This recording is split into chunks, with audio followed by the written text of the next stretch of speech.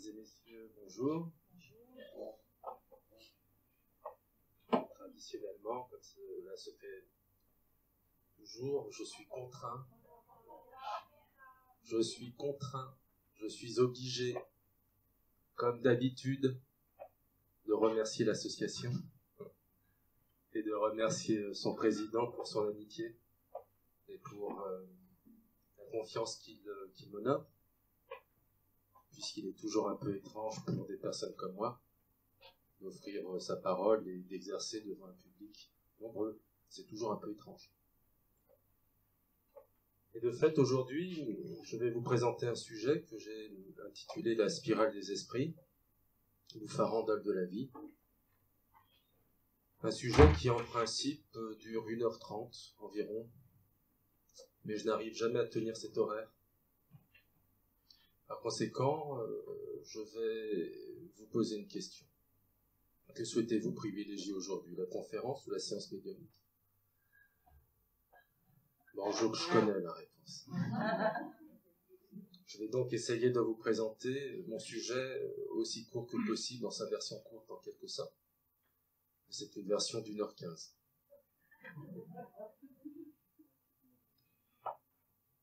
En supposant que je n'ai pas terminé dans 1h15, ce que je vous propose, c'est d'arrêter, tout simplement, sinon je ne pourrais plus m'arrêter. Sinon je devrais continuer mon sujet. Donc je vais essayer de faire aussi court que possible pour permettre ensuite que la séance médiumnique soit aussi longue que possible. Alors il a été dit tout à l'heure par François que vous étiez autorisé à mettre une photo par personne. J'espère que vous ne le ferez pas. Nous sommes 90 ou 100 personnes. Je ne pourrai jamais obtenir autant de messages. Donc que les personnes qui se sentent directement concernées mettent des photos sur la table, et toutes les autres, on peut espérer que j'obtiendrai des messages par d'autres voies. En tout cas, dans tous les cas, naturellement, malheureusement, vous devrez limiter les photos à une seule personne. Qui, parmi vous, n'a jamais assisté à des séances médiumniques, publiques? Oui. Qui n'a jamais assisté à de séances médiumniques privées? Oui. Qui ignore ce qu'est la médiumnité, en fin de compte? Vous savez à peu près en quoi ça consiste. Alors, qui a peur? Qui a peur de ce qui va se passer ici? Parce qu'il va se passer des choses terribles. Vous avez peur? Genre, il me fait d'être... Parfois, il y a des choses qui giclent. On ne sait pas trop ce que c'est.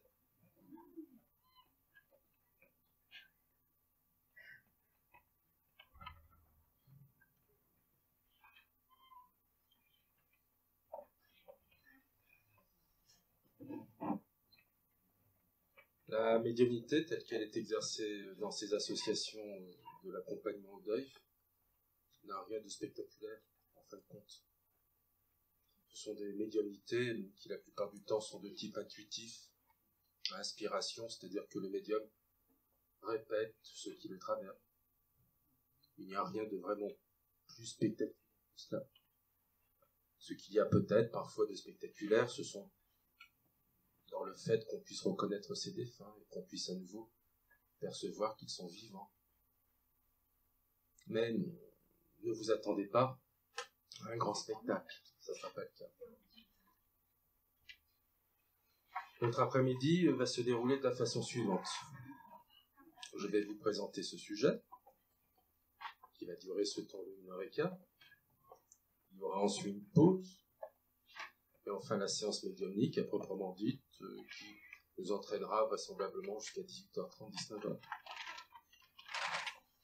Durant la pause, vous aurez la possibilité donc de déposer vos documents, mais je ne le ferai pas avant que je vous le demande, puisque j'ai besoin de vos prénoms à vous, votre prénom, pas celui du défunt. Et puis, durant la pause, vous avez la possibilité au fond de la salle de remplir des fiches de prière.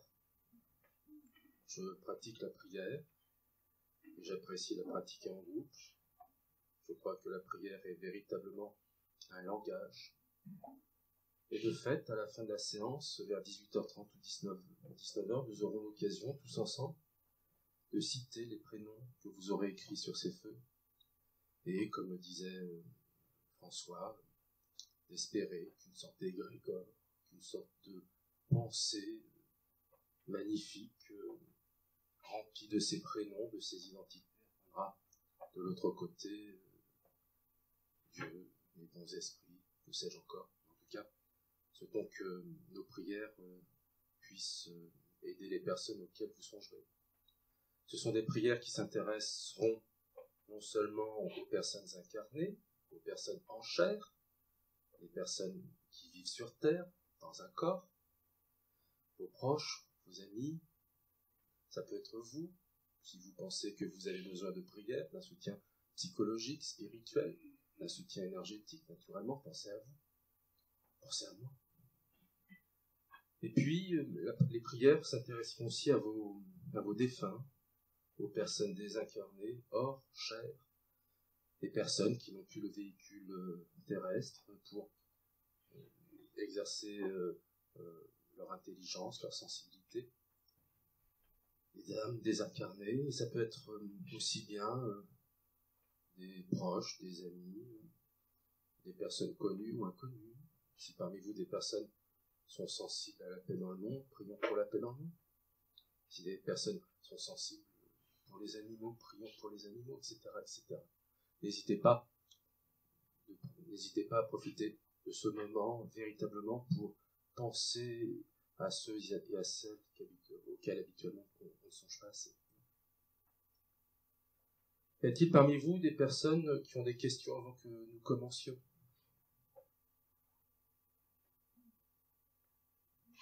Oui ? Cela fait combien de temps, depuis combien de temps j'exerce cette activité de médium ? Cette activité publique, je l'ai commencée en 2009.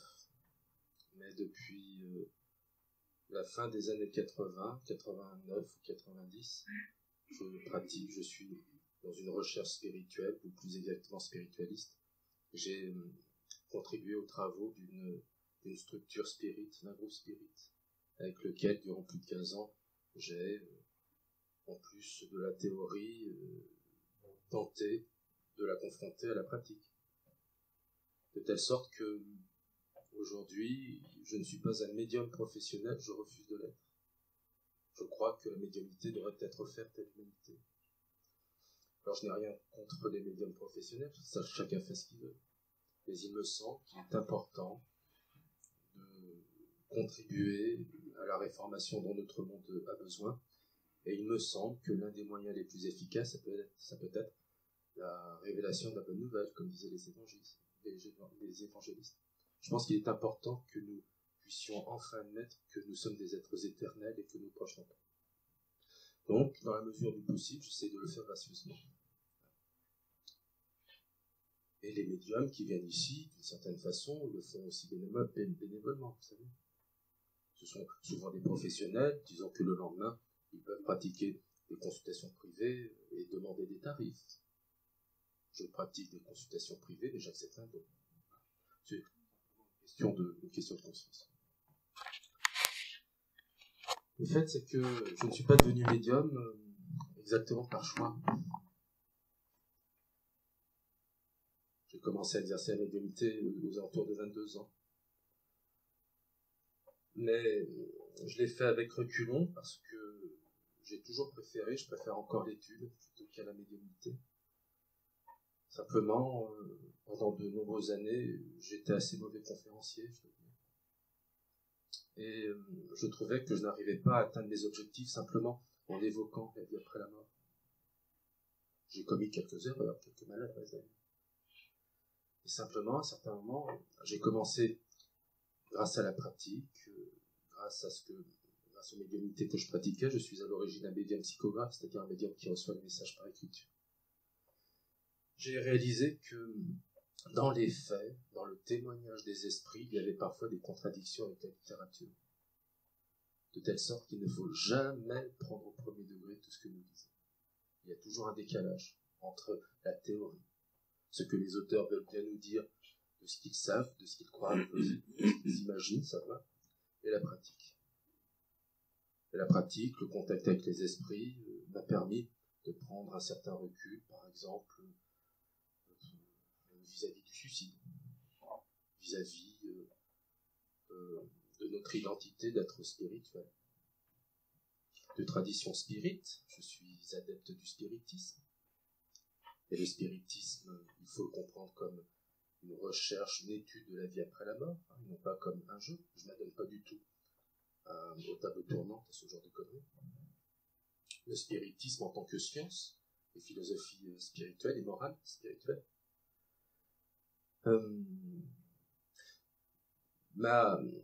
peut faire croire, quand on ne fait pas attention, que le sort des suicidés est malheureux. Et malheureusement, certains spirites tombent un petit peu dans ce piège. Ils prennent pas assez recul pour se rendre compte qu'en réalité, on ne peut pas jamais faire de généralité sur quoi que ce soit. Et dans la pratique, j'ai très peu rencontré d'âmes qui se sont suicidées, qui vivent mal, dans le noir, qui imaginent qu'elles sont en enfer ou au purgatoire. J'en ai très peu rencontré, très peu. J'ai surtout constaté que de l'autre côté, ce qui prévaut, c'est l'amour et le respect pour tous. Et de telle sorte que les âmes suicidaires sont reçues avec amour, avec respect, dans la mesure du possible, de les aider, de les accompagner. Par conséquent, j'ai très peu rencontré d'entités suicidaires qui étaient véritablement dans de grandes difficultés, très peu. Et par rapport à l'identité spirituelle, j'ai aussi compris un certain nombre de choses. Mon intérêt par rapport au sujet de la vie après la vie n'est pas, en fin de compte, de vous répéter ce que tout le monde vous répète. Ça n'a aucun intérêt. Ça n'a aucun intérêt de vous faire un autre sujet sur l'incarnation, sur la vie après la vie. Lisez, allez à la FNAC, regardez la télé, achetez des documentaires, et vous saurez les mêmes que tout le monde. Mais le véritable intérêt, c'est de chercher. C'est d'essayer de comprendre ce qu'il y a en dessous. Parce que ce que j'ai aussi découvert, c'est que les esprits ne nous disent en aucun cas la vérité. Ils nous disent ce que nous pouvons comprendre. Ils nous disent ce qui est accessible à notre intelligence et à notre niveau de conscience. Et il y a tout un tas de choses qu'ils nous présentent, mais en évitant bien soigneusement de nous dire en fin de compte le fond des choses. Et ils nous aident, et ils nous offrent le moyen d'essayer de comprendre par nous-mêmes, d'exercer notre libre arbitre. Et c'est ce qui m'intéresse. C'est d'essayer de comprendre ce qu'il y a en dessous. C'est d'essayer de comprendre comment tout cela s'organise. Et aujourd'hui, mon sujet, la spirale des esprits, enfin en dehors de la vie, est, je crois, mon troisième sujet qui est dans cette optique-là. Le sujet principal, le sujet précédent que j'avais présenté ici, la réconciliation d'âme, tentait d'expliquer que le destin n'est pas irrémédiable, on peut lui échapper. Contrairement à ce que nous pensons, souvent, le destin n'est probablement pas quelque chose qui est implacable. Mais il semble bien que nous ayons une marge de manœuvre. Mais le destin est encore une question qui est très discutée dans ces milieux des spiritualistes et dans le milieu spirituel. Il y a essentiellement deux écoles. Il y a l'école de ceux qui considèrent que le hasard n'existe pas et par conséquent tout est implacablement prévu à l'avance. Et il y a l'école qui prétend qu'il peut y avoir une marge de manœuvre, une place pour le hasard, à l'intérieur duquel le libre arbitre a sa place. Alors, faisons un sondage. Qui, selon vous, pense que le destin est implacable, qu'il pèse sur nous et que nous allons vers lui irrémédiablement? Qui pense au contraire qu'il y a une part de hasard? Bien entendu. Parlez fort pour que tout le monde vous entende. Oui? Je ne connais pas ce bonhomme. Oui. Très bien. Pourquoi pas, c'est une théorie. C'est une théorie, pourquoi pas, mais vous verrez dans à peu près une heure, parce que je vais vous dessiner la spirale. Rien ne vaut un dessin, parce que les mots sont un peu trop compliqués. Donc je vous ferai un dessin de la spirale, et vous verrez que, vraisemblablement, que cette idée que nous avons devant nous la possibilité d'entrevoir l'avenir de notre âme est réelle. Je vous donnerai un argument, oui. Oui, comme la psychogénéalogie, par exemple, bien sûr, bien sûr. La vie est pleine de mystères. Le premier mystère, c'est de constater que, visiblement, le langage de l'univers, c'est le langage mathématique. Mais qui est bon en maths? Moi, je ne le suis pas. Un plan? Oui, pourquoi pas, pourquoi pas. En réalité, c'est ainsi que les choses se passent. Je vais aborder ce sujet, oui.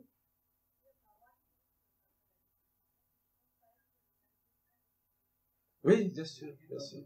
Bien sûr. On a le droit, à mon avis, d'être au milieu de ces deux notions.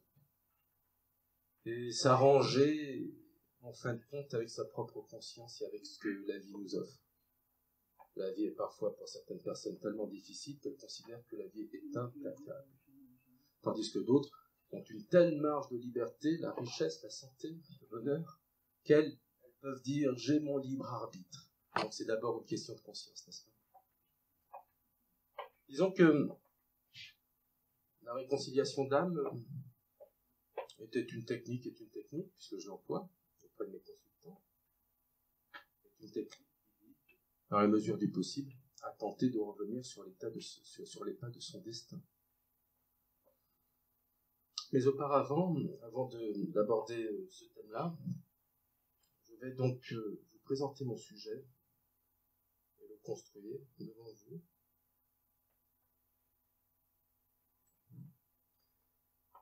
Et vous présenter une farandole. Une farandole est une danse qui est exercée dans le sud de la France, mais je crois qu'elle est aussi exercée en Bretagne. C'est une danse qui est référencée en France à partir du XVIIIe siècle.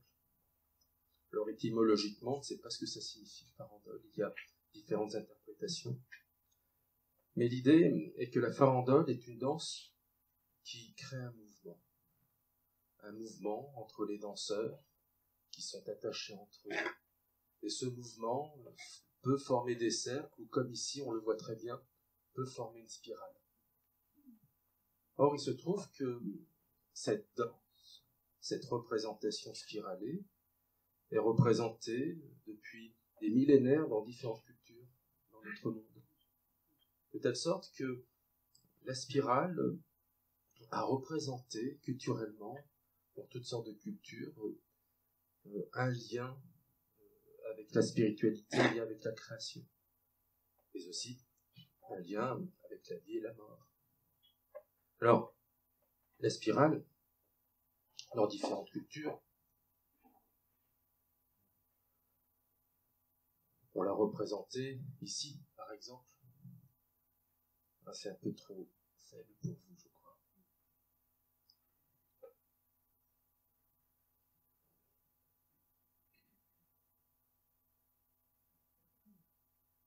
Je peux l'agrandir ou pas? Non, je ne peux pas l'agrandir. Bien. Dans l'art rupestre, dans différents endroits du monde, on trouve des représentations spiralées. Ces représentations spiralées sont parfois représentées avec des individus.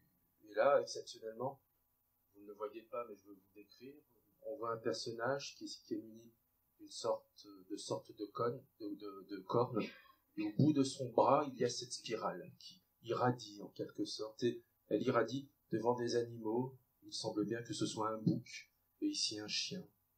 C'est une représentation qui est multimillénaire.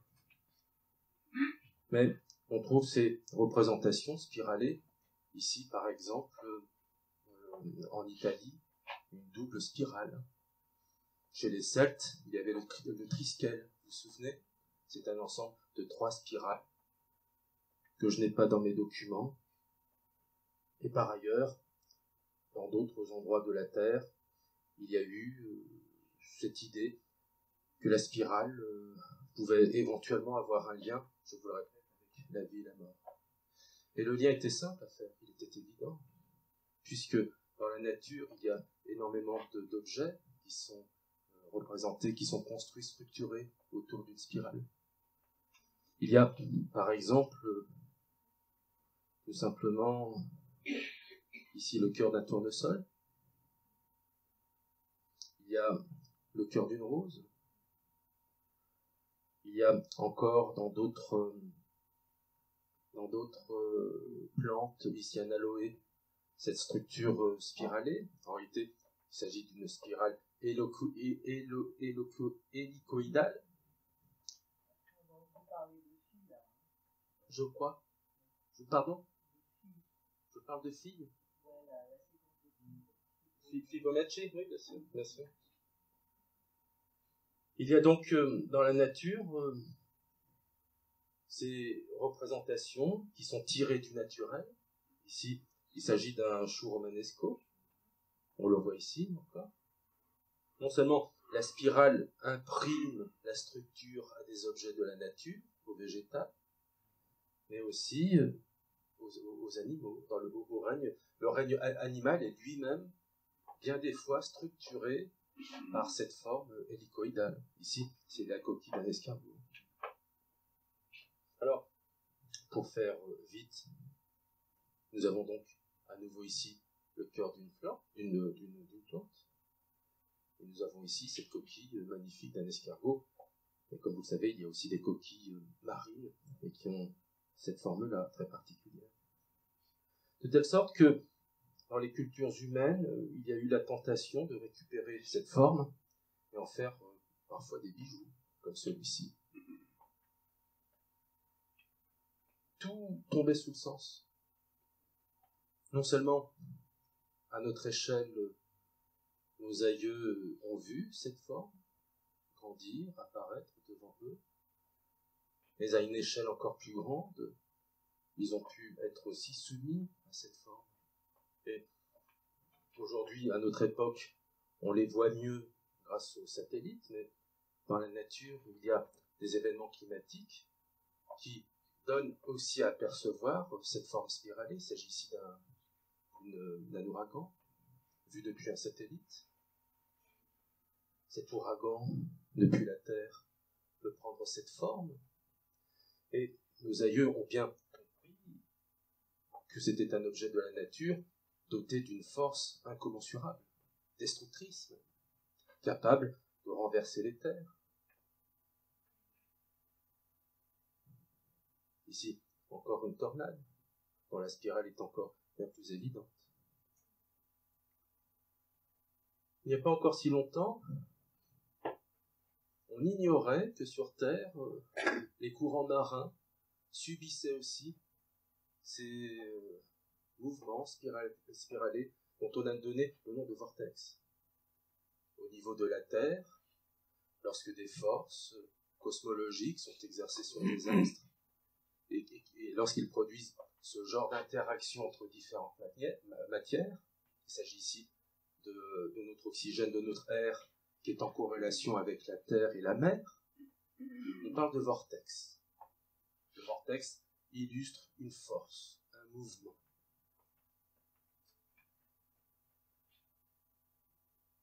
Et s'apercevant de ces choses-là, l'homme, nos aïeux, il n'y a pas encore si longtemps, ont tenté de s'en inspirer dans leurs œuvres, comme ici Van Gogh, avec son ciel étoilé.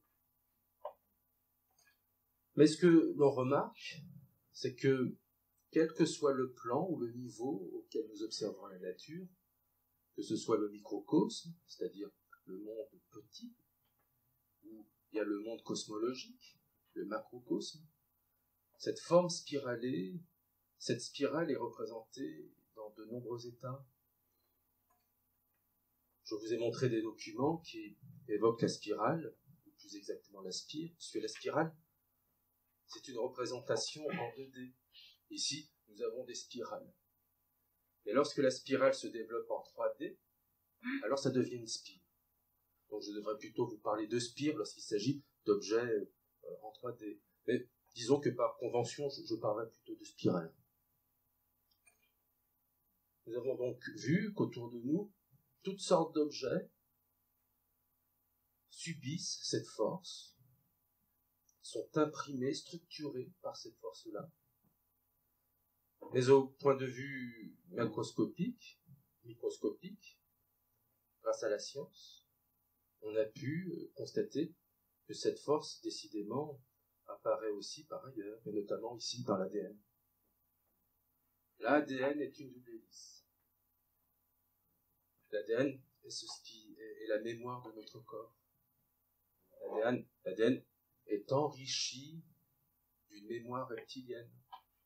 Elle contient les codes qui ont fait nos ancêtres. Elle contient les codes qui ont fait les animaux dont nous sommes issus. Notre coccyx, par exemple, savez-vous de quoi c'est le vestige? D'une queue, c'est exactement cela. Nos bras et nos jambes, savez-vous de quoi ce sont les vertiges? Des nageoires. Il y a donc dans notre ADN tous ces codages qui montrent bien que nous sommes les héritiers d'une longue tradition, une tradition qui date de milliards d'années. Et puis, bien plus loin que notre monde, bien plus loin que notre ADN, au-delà de notre vision, il existe dans l'univers des astres extraordinaires que l'on nomme les galaxies. Les galaxies sont des astres qui regroupent des milliers de milliards d'étoiles. Et notre galaxie, qui se nomme la Voie lactée, a cette forme-là. C'est une forme spiralée. Il y a ici un noyau central, où réside un trou noir, et puis tout autour s'enroulent des bras. Comme vous le savez peut-être, notre Soleil est logé dans le bras d'Orion, à côté du bras du Sagittaire. Une spirale, comme la nôtre, mesure 100 000 années-lumière. Et de fait, selon les astronomes, nous, dans notre galaxie, nous sommes à peu près là, dans le bras d'Orion. Et ici, il s'agit du bras de Sagittaire. Juste pour votre information,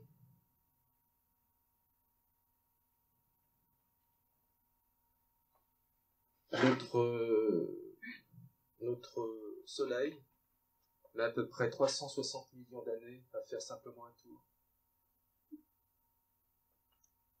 Et non seulement notre Soleil, notre système solaire, qui est composé du Soleil et des planètes, fait ce tour-là, mais en plus par rapport au plan équatorial de la galaxie, il fait ce mouvement-là.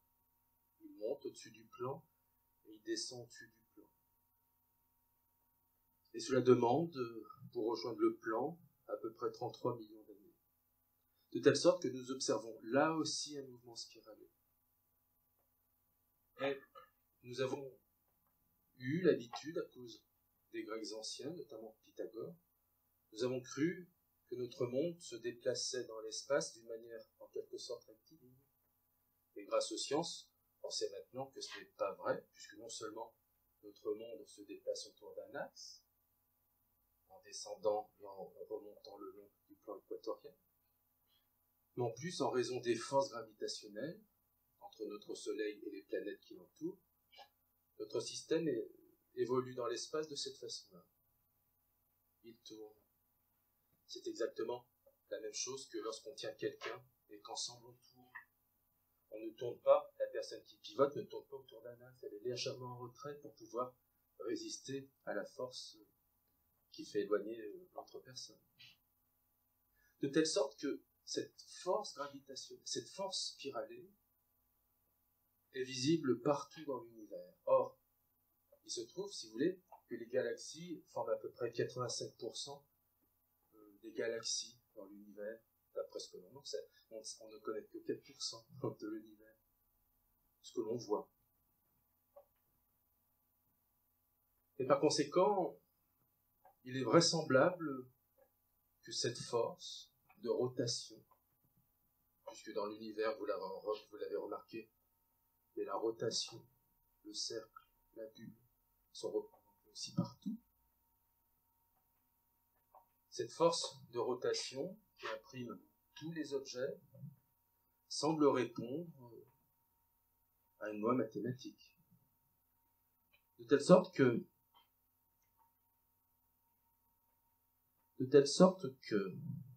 laissez-moi retrouver le document.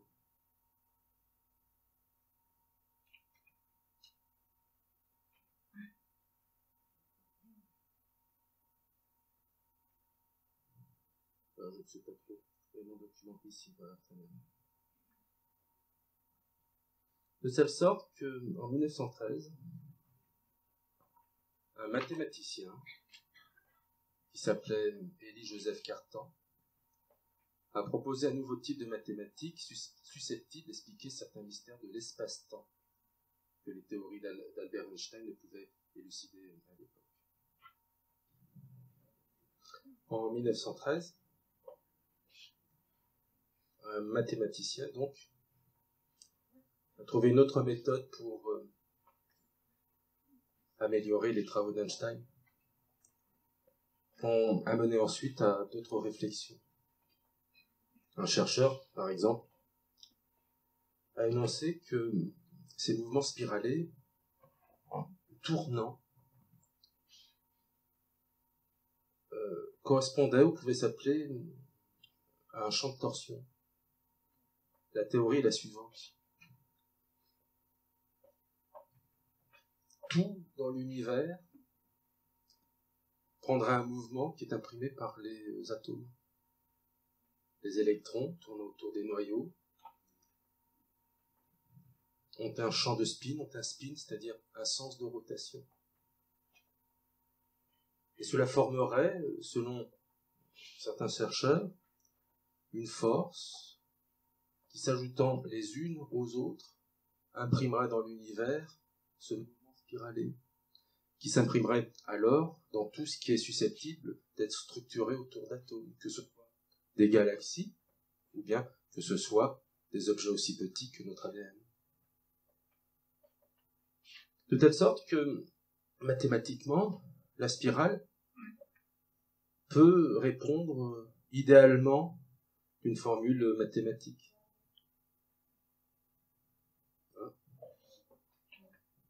Curieusement, celui-ci. Voilà. Plus exactement celui-ci. Fibonacci, un chercheur, un mathématicien, a découvert, grâce au nombre d'or, un nombre d'or qui est connu depuis très longtemps, a découvert une formule mathématique qui permet de produire idéalement une spirale infinie. De telle sorte que certains objets de la nature procèdent exactement de cette formule-là. Einstein disait que Dieu était mathématique. Le langage de l'univers, ce sont les mathématiques, et on le voit très bien dans cet exemple-là. Culturellement, je vous le disais tout à l'heure, notre humanité, nos aïeux, ont essayé de faire un lien entre cette force mathématique qui s'exerce sur beaucoup d'objets, sur pratiquement tous, et ont essayé d'en dégager ou de faire le lien avec une forme de spiritualité. De telle sorte que, par exemple, chez les Grecs anciens, mais pas simplement chez eux, déjà en Inde, ensuite en Égypte, on a inventé des notions spirituelles qui ont pris cette forme-là, le caducée.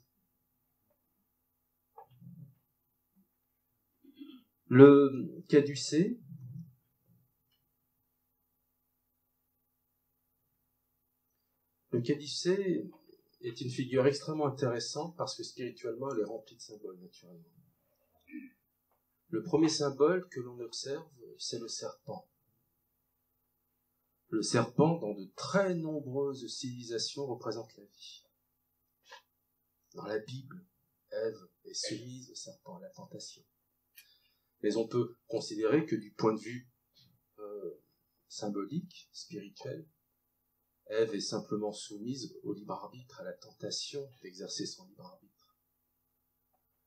Chez les Grecs, deux serpents s'opposaient, tournaient dans des directions opposées, l'un à droite, l'un à gauche, autour d'un axe. L'axe représentait la force cosmologique. Ça représentait la force de l'univers, le pouvoir de l'univers. Et les forces qui s'opposaient évoquaient la force de création et la force de dissolution, la force de destruction. Et on voit bien que cette spirale, telle qu'on la voit, elle apparaît plutôt à notre échelle dans la vie. Nous sommes constitués nous-mêmes de cet ADN, de ces molécules qui nous donnent la vie. Mais par ailleurs, à notre échelle déjà, on constate que la spirale, au travers des ouragans, des tornades, participe à la destruction. Il y a donc dans la nature ces notions qui ont été comprises, qui ont été appréhendées il y a déjà très longtemps. De telle sorte, par exemple, que le bâton d'Esculape, le symbole qui représenterait l'ordre des médecins, et qui est parfois, je crois, récupéré par les pharmaciens, représente lui aussi un serpent. Il s'agit, selon la définition spirituelle, je vous le rappelle, plutôt d'une référence à la vie. Et autour toujours de ce bâton qui représente le pouvoir de création. Et je me suis donc demandé, il s'agit ici du jeu de loi. Le jeu de loi qui est le symbole de la vie. On naît et ensuite on meurt. C'est le parcours d'un individu, le jeu de loi. Et je me suis donc demandé si, d'un point de vue spirituel, on pouvait réfléchir à la spirale et faire le lien avec notre évolution, avec l'évolution de notre âme. Puisque tous les objets dans la nature sont soumis à cette force. Et puisque notre âme est elle-même un objet, la preuve en est, c'est que notre âme, lorsqu'on dit qu'elle est immatérielle, elle est en réalité composée de quelque chose. Elle est composée de molécules, d'atomes. Preuve en est, c'est que certains esprits sont capables d'agir sur la matière. Preuve en est, c'est que les esprits transportent en eux leur mémoire. Et la mémoire, elle s'appuie sur quelque chose, elle repose dans quelque chose. Elle est hébergée dans quelque chose. Les esprits eux-mêmes expliquent par rapport à leur nature que ce qui les différencie de nous, c'est simplement le fait que notre matière est dense, tandis que la leur est moins dense que la nôtre, mais elle reste matière. Et ce qui est intéressant d'observer, c'est que les esprits entre eux, à mesure qu'ils évoluent, à mesure qu'ils se rapprochent, qu'ils s'épurent en quelque sorte, voient leur corps spirituel s'épurer aussi, et devenir en quelque sorte de plus en plus transparent, si je puis dire. Donc, notre âme est un objet de la nature.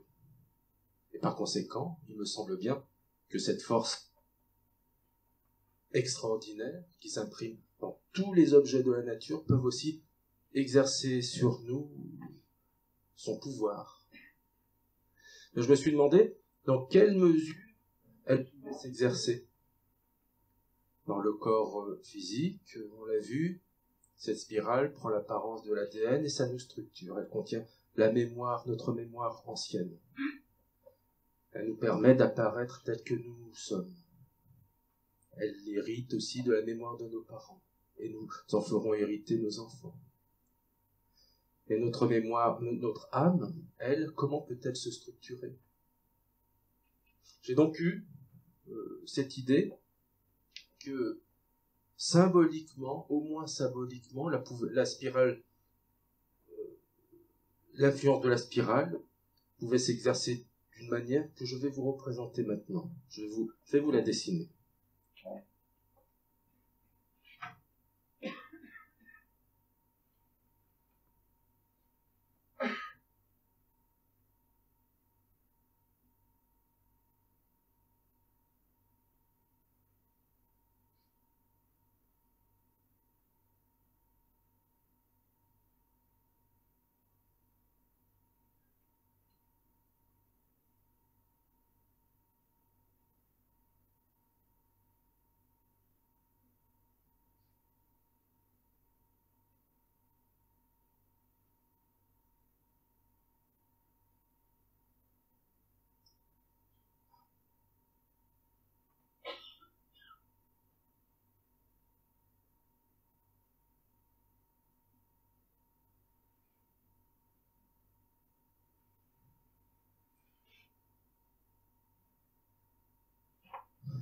Prenons une feuille blanche. Dessinons ce que nous croyons connaître de notre univers. Lorsque nous évoquons les âmes, personnellement, moi, ce qui me vient à l'esprit, c'est son évolution. C'est le fait que dans l'univers, tout naît et tout meurt. Tout se transforme, tout semble évoluer. Il y a, partout dans notre univers, et c'est bien marqué par le temps, l'idée qu'il y a un processus d'évolution, de progression. Or, notre âme n'est jamais que quelque chose, qu'un objet qui est né il y a vraisemblablement des dizaines, des centaines de millions d'années, et qui aujourd'hui, à sa de multiples existences, fait que nous sommes dans cette salle et que nous sommes conscients de ce qui se passe. À ce propos, qui ignore ce qu'est une âme ou ce qu'est un esprit? Il y a des gens qui parfois me demandent de définir l'un et l'autre. Est-ce que vous connaissez les différences? Disons que pour faire vite, l'âme est notre principe individuel, est le principe individuel de notre existence, un principe rempli d'intelligence, rempli de sensibilité, et c'est un principe qui évolue constamment. Et tous les esprits qui témoignent de ce sujet sont d'accord sur le fait que nous sommes dans un processus d'évolution qui utilise un ensemble de lois, un ensemble de principes dont le principal se nomme le principe de réincarnation. L'âme évoluerait depuis des temps immémoriaux et se dirigerait vers une destination dont on a très peu d'idées, mais que sur Terre, on a évoqué parfois en disant que l'âme se dirigeait vers Dieu, qu'elle cherchait à s'épurer, qu'elle cherchait à devenir parfaite. Personnellement, je n'ai absolument aucune notion de ce qui peut être parfait. Je ne le suis pas moi-même. Mais pour autant, c'est ce qu'on suppose, que notre âme se dirige vers quelque chose qui la dépasse et dont elle n'a, pour ainsi dire, pratiquement aucune idée. Ce faisant, elle s'enrichit, elle s'améliore en multipliant les expériences. Et les expériences sont à notre niveau, dans un monde comme le nôtre. Elles se passent ici sur Terre. Le principe de réincarnation consisterait à notre âme à vivre une sorte de binarité, de bipolarité. Elle vivrait des moments dans l'incarnation, et c'est ce que nous faisons, nous sommes des êtres incarnés, nous vivons des expériences munies de ce corps, là, matériel, et lorsque le corps arrive au bout de ses forces, il libère l'âme, qui alors rejoint le monde spirituel, qui est son véritable séjour, et où l'âme peut passer plus ou moins de temps. Mais l'idée globale, c'est que notre âme évolue davantage lorsqu'elle est incarnée que lorsqu'elle est désincarnée, parce que la matière constitue pour elle un champ d'expérience tout à fait extraordinaire. Pas seulement la matière, mais les interactions avec elle, les interactions avec les gens, et puis L'expérience de la douleur, de la souffrance, du bonheur, de la joie participe aussi grandement à nos prises de conscience. Tandis que l'esprit, ce serait simplement, en fin de compte, ce que nous voyons de notre âme lorsqu'elle est incarnée. Différentes expressions viennent soutenir cette idée. On dit par exemple de quelqu'un qu'il a de l'esprit, pour parler de son intelligence, de sa finesse. L'esprit serait donc l'expression de la vie de notre âme à l'intérieur d'un corps incarné. Alors il y a des individus qui ont plus ou moins d'esprit. Il y a des individus qui se comportent comme des bêtes, et des bêtes qui ont l'air d'être humaines. On parle, depuis l'avènement du spiritisme aussi, on désigne par le terme esprit les âmes désincarnées. Mais en général, on écrit esprit avec un E majuscule. L'esprit E majuscule désigne une entité. Une âme désincarnée. De telle sorte que notre âme est soumise à un long processus de réformation, d'amélioration. Elle est soumise, comme tous les objets de la nature, à une force considérable que l'on peut nommer la force de progression.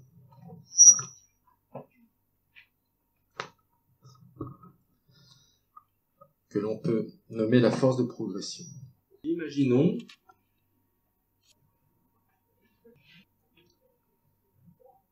Dessinons la force de progression. Imaginons qu'elle soit représentée par cet axe. Symboliquement, sur notre monde, la progression est représentée comme quelque chose qui monte, quelque chose qui grimpe. C'est représenté depuis très longtemps comme ceci, puisque de tout temps, on a imaginé que le paradis, ou bien que les dieux, étaient dans le ciel, étaient au-delà des nuages. Et dans la Bible, on trouve par exemple la représentation de l'échelle qui représente cette notion de progression. Et les différents barreaux représentent les différents stades de conscience, d'expérience. Donc cet axe, on pourrait le considérer comme la force de progression, comme la force d'évolution. Et à la limite, pourquoi pas, on pourrait imaginer que c'est Dieu lui-même, en supposant que Dieu existe. Après tout, puisqu'il s'agit là encore d'une constatation universelle, tout naît, tout se structure, tout évolue et tout meurt. Mais ensuite tout naît à nouveau et tout se structure et tout meurt. On a ici aussi dans ce cycle quelque chose qui ressemble à une spirale indéfinie. On peut se représenter donc notre naissance. Notre naissance, il y a vraisemblablement des centaines ou des milliards d'années, puisque si notre âme est porteuse de la vie, cette vie, selon certains esprits, n'est pas apparue telle qu'elle. Elle n'a pas été, dès notre origine, une vie humaine. Par exemple, dans ce livre-là, qui se nomme « Cours abrégé de spiritisme dicté par un invisible », écrit par mademoiselle Jeanne Fano, âgée de 16 ans en 1905 à Alger.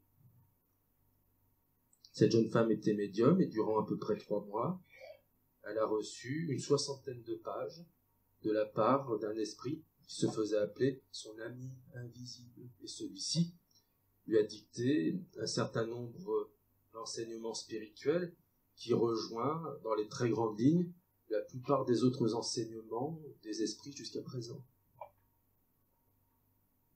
Par exemple, page 15, dans le chapitre Évolution de l'esprit, qui date du 16 mai 1906, l'ami invisible dit, il a été dit dans le dernier chapitre que l'âme était partie ignorante du foyer du Créateur et devait retourner à lui, toute perfectionnée. Nous allons étudier maintenant comment elle accomplit son évolution graduelle et ascendante à travers les différentes sphères planétaires et les différents états que nécessite son degré plus ou moins haut d'évolution. L'esprit commence d'abord sa première vie dans la matière, dans un élément en apparence inerte et inanimé, le minéral. C'est l'existence la moins perceptible à nos yeux. Nous disons que la pierre est une matière insensible qui ne perçoit aucune sensation et n'est capable d'aucun sentiment d'intelligence. C'est juste au point de vue de la constitution géologique, mais c'est dans cette matière précisément insensible que l'esprit se plonge pour accomplir son évolution.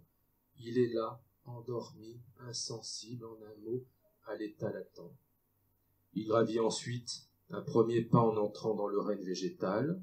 Les plus petites plantes, les mousses les plus minuscules, sont bien supérieures à la pierre parce qu'elles ont le principe vital à un degré assez élevé pour leur permettre de germer, croître. L'esprit, cependant, est loin d'être arrivé à aucun sentiment d'instinct et encore moins de conscience, mais il a acquis un principe qui le met désormais dans le rang des êtres animés. Il vit. Notre âme, donc, naît, il y a vraisemblablement des milliards d'années, dans les minéraux. Et ce principe vital qui est le nôtre commence véritablement à vivre, tel qu'on l'entend, à partir du règne végétal, qui apparaît quelques millions, quelques milliards d'années plus tard. Alors, essayons de représenter cela par un schéma. Ici, notre étincelle divine apparaît. Elle est incrustée dans le minéral. Et durant des milliards d'années, lentement, le minéral se constitue. Et on peut imaginer qu'il y a des minéraux qui sont détruits, et alors le principe minéral permet peut-être de reconstruire un autre minéral. Et cette spirale, cette spire, mesure des milliards d'années. Et puis, il est temps pour notre principe, pour notre âme, qui n'est pas encore vivante, d'intégrer la vie. Et comme le dit l'esprit, notre âme devient vivante lorsqu'elle intègre le règne végétal. Ça peut éventuellement se passer ici, à ce moment-là. Et à nouveau, dit cet esprit, mais quelques autres encore. Notre âme vit dans le règne végétal, mais cette fois-ci, elle commence à subir le principe de réincarnation. Le principe de réincarnation, c'est donc ce cycle binaire, bipolaire, de mort, d'incarnation, de désincarnation, d'entrée dans la matière et de dégagement de la matière. Et les plantes vivent en général un temps suffisamment court, donc on peut imaginer grossièrement, en supposant qu'ici ce soit le monde spirituel et ici en dessous le monde incarné, on peut imaginer comme ça des va-et-vient extrêmement nombreux. Au bout de quelques jours, de quelques semaines, les plantes vivent et meurent. Mais dans le règne végétal, vous l'avez remarqué, il y a visiblement des plantes qui sont plus performantes que d'autres. De telle sorte qu'on pourrait, dans ce règne, déjà établir une sorte de hiérarchie entre les plantes simples et les plantes complexes. Et curieusement, il y a des plantes qui, peut-être en fin de règne, déjà consomment de l'animal. Ce sont ces plantes, vous savez, ce sont ces plantes qui gobent les mouches, par exemple. Elles se nourrissent du fluide vital des animaux. Donc, supposons, bien qu'on n'ait aucune donnée précise sur le sujet, tout cela, ce n'est vraiment que de la théorie. Depuis combien de temps notre âme vit, on n'en sait rien. On n'a aucune donnée sur le sujet. Il y a parfois des esprits qui donnent des chiffres. Certains esprits évoquent 100 000 réincarnations.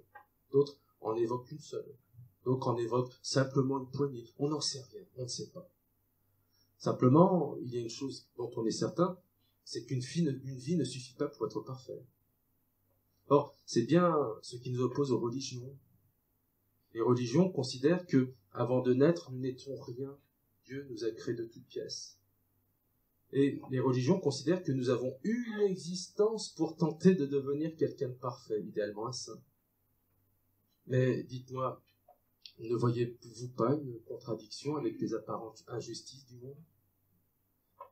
Il y a des gens qui naissent avec toutes les chances au monde de réussir leur existence, un corps en santé, de l'argent, une famille aimante, un milieu social qui leur permet de s'émanciper, de réussir leur existence.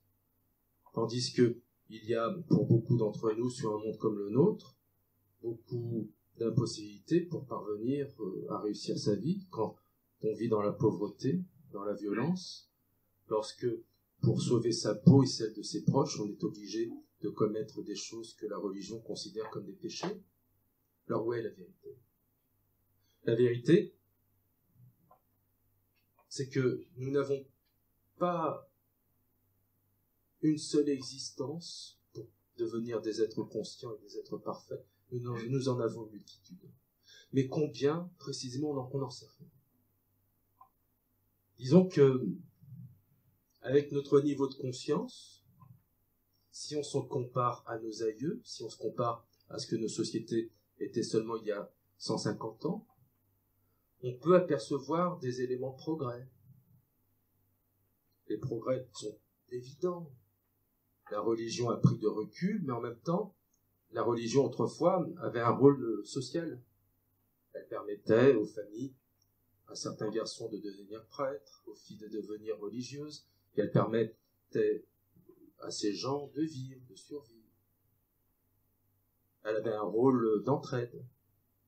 Mais avec le recul des religions, notamment la religion catholique, on voit bien que cette entraide s'est transformée en quelque chose de plus intéressant pour nous. Maintenant, ce sont les associations qui font le travail des religions. Les associations sont très nombreuses à offrir de la nature, à offrir le gîte, à héberger les personnes qui subissent des violences, etc., etc.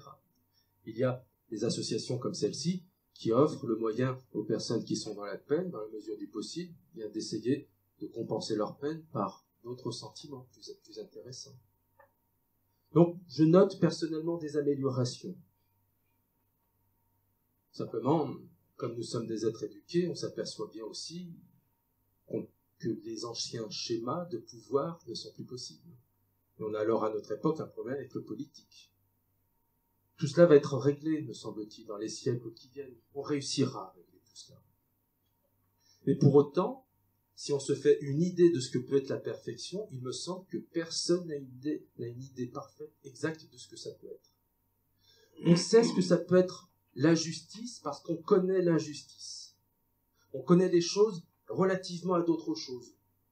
On a une idée du bonheur parce que notre monde, qui est un monde violent, nous offre parfois de vivre bien des malheurs.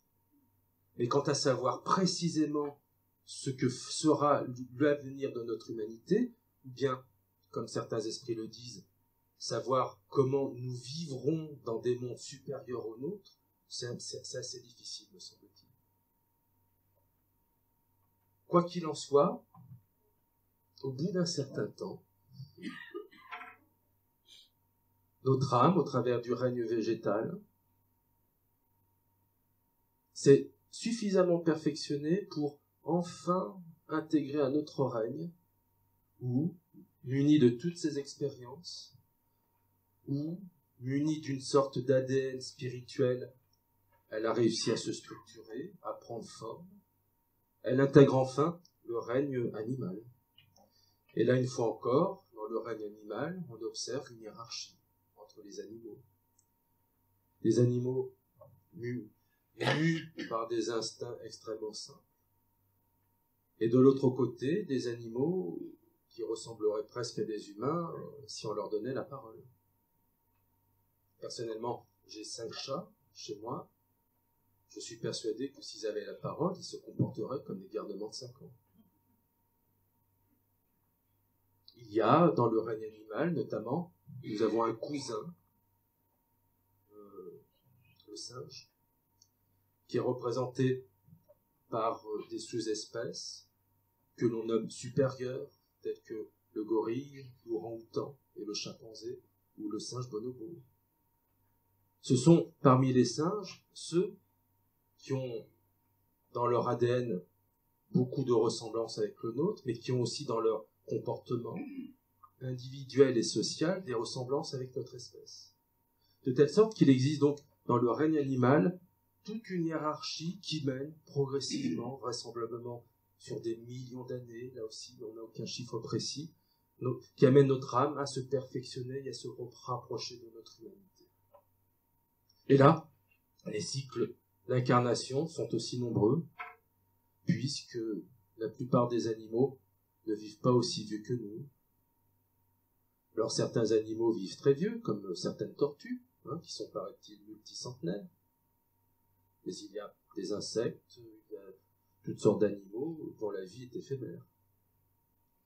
Et puis il est temps pour notre âme, à un certain moment, parce qu'elle a acquis suffisamment d'expérience, parce qu'il ne lui sert à rien de répéter les choses indéfiniment, elle a la possibilité d'intégrer notre règne, le règne humain.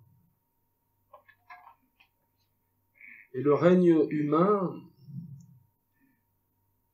eh bien, poursuit son évolution, et je vous le fais vite cette fois-ci.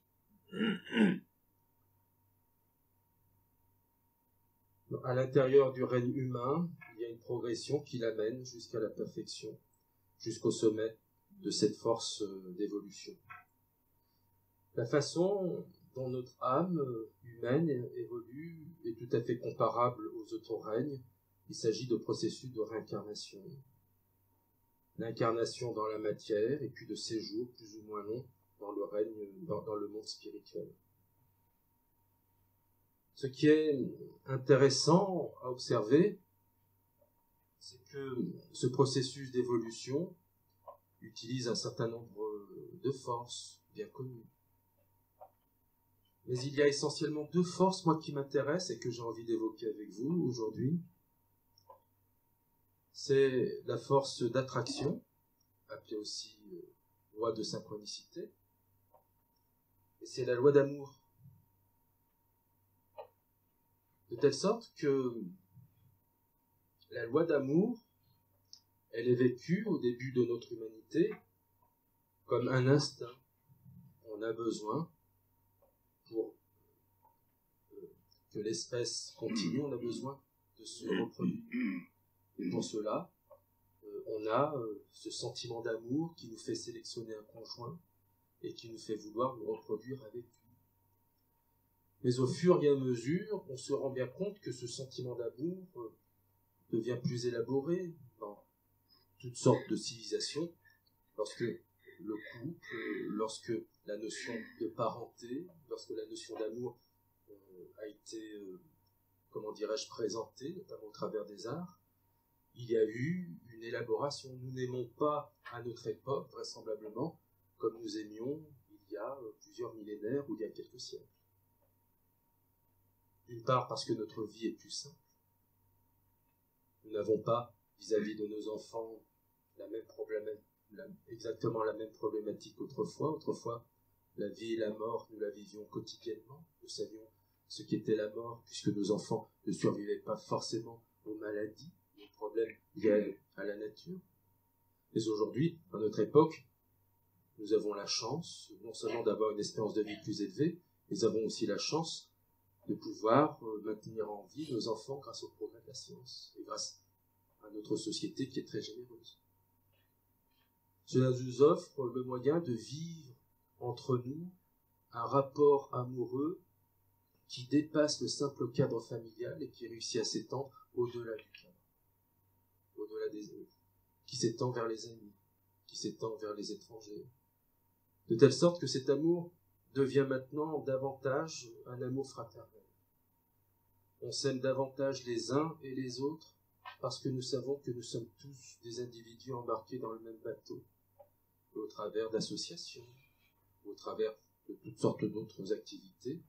Nous avons donc cette possibilité de nous offrir aux autres et d'accepter des autres ce que le cercle familial ne suffit plus à compenser. De telle sorte que cette notion d'amour est exprimée assez bien par les esprits. Et notamment lorsque les couples évoquent leur situation après la mort. Il m'est arrivé quelquefois d'obtenir des messages de conjoints. Alors qu'on aurait pu imaginer que de l'autre côté, ils seraient ensemble, il n'y a pas du tout. Ils étaient séparés. Parce qu'en fin de compte, ce qui fait l'amour, me semble-t-il, bien souvent, encore ici sur Terre, ce qui fait l'amour, ce sont des questions d'intérêt.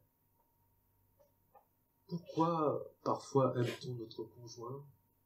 Peut-être parce qu'il est riche, peut-être parce qu'il est beau, peut-être parce qu'il nous permet de quitter notre famille qu'on ne supporte plus, peut-être qu'il nous permet simplement d'avoir le sentiment d'échapper à l'enfer. On choisit un conjoint parfois d'une manière tout à fait animale, parce qu'on pressent, on sent qu'il nous offrira de bons enfants. Ce sont des intérêts.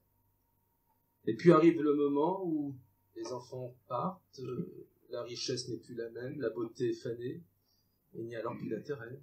Et ça peut amener alors à la séparation, au divorce. Si véritablement l'amour était sincère, il n'y aurait pas toutes ces difficultés à maintenir l'amour. De telle sorte que les esprits, quand ils évoquent l'amour, ils évoquent davantage un sentiment fraternel. Nous nous aimons parce que dans l'autre nous nous reconnaissons. Et les couples, ainsi de l'autre côté, peuvent parfois rester unis, j'en ai rencontré, mais beaucoup préfèrent en quelque sorte vaquer chacun à leurs occupations. On reste amis, mais parfois on est des ennemis, jusqu'au moment où l'évolution fera que, calmé, apaisé, on pourra à nouveau se parler, évoluer ensemble. Cette loi d'amour, me semble-t-il, ne peut pas aller sans la loi de synchronicité, la loi d'attraction. Savez-vous ce que c'est? C'est quelque chose qui est connu en ce moment. Vous savez pas ce que c'est? La loi d'attraction est une loi qui, en quelque sorte, dit qui se ressemble s'assemble.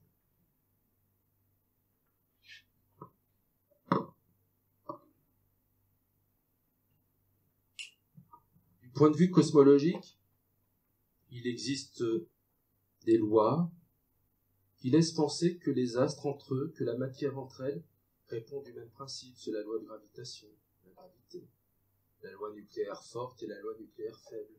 Ces choses qui font que les astres sont en équilibre, parfois se repoussent et parfois s'attirent. On peut presque se demander si l'amour ne répond pas du même principe, n'est-ce pas? Et la loi de synchronicité, la loi d'attraction, dit ou émet l'idée que lorsqu'on a une intuition puissante, on attire à nous ce qui fait l'objet de notre attente. Combien parmi vous ont vécu ce fait que de penser à quelqu'un et la personne l'appelle, ou la personne lui envoie un message? Combien de personnes parmi vous ont eu à un certain moment un désir, une maison, une voiture, que sais-je, encore un jouet? Et si le jouet, la voiture, la maison n'est pas arrivé tout de suite, finalement, au bout de quelque temps, c'est arrivé quand les circonstances le permettaient. Ce que l'on connaît de cette loi, la façon dont elle s'exerce, c'est souvent sous la forme de synchronicité. Les synchronicités. Le fait que, par hasard, parce qu'à un certain moment on a pensé quelque chose, ou on a décidé quelque chose, par hasard, quelque chose, la chose demandée est produite. On la rencontre. C'est exactement cela. C'est pour cela qu'à mon sens, il y a un rapport très étroit entre la loi d'attraction, la loi de synchronicité et la loi d'amour. Je pense que ce sont deux forces qui marchent ensemble. De telle sorte que dans notre parcours de vie, dans l'évolution de notre âme, exactement comme dans les règnes précédents, nous évoluons, non pas simplement matériellement, mais aussi en conscience. Et à mesure que nous évoluons, à mesure que nous faisons l'expérience de la vie incarnée, mais aussi de la vie spirituelle, à mesure que nous comprenons qui nous sommes, nos potentiels, nos faiblesses, nos forces, à mesure que nous confrontons aux autres et que nous apprenons à gérer nos relations, nous développons un certain nombre de sentiments, un certain nombre de réflexes, en quelque sorte, d'instincts, qui fait que nous acheminons vers cette notion d'amour universel, d'amour fraternel. Mais nous devons passer par des étapes. De telle sorte que arrivé à un certain niveau de conscience, nous sommes en mesure de réfléchir sur notre parcours, sur notre vie, sur ce que nous avons fait de bien, ce que nous avons fait de moins bien. Lorsque nous mourrons, vous savez, on n'est pas forcément satisfait de notre existence. Vous avez déjà reçu un certain nombre de témoignages qui vont dans ce sens. De l'autre côté, ce n'est pas le monde des bisounours, n'est-ce pas? Soudain, on ne devient pas un ange. Soudain, on ne devient pas un démon. Un gros con reste un gros con. Sur Terre et dans l'espace. Mais une bonne personne, une personne qui a fait son possible sur Terre pour tenter, comment dirais-je, de faire de son mieux, profite dans l'au-delà, il y a de ses qualités, de son expérience acquise, de telle sorte qu'il y a, dans le contact avec l'au-delà, vraiment parfois des surprises. On observe d'abord qu'on garde notre personnalité, on reste la personne que l'on est, fondamentalement.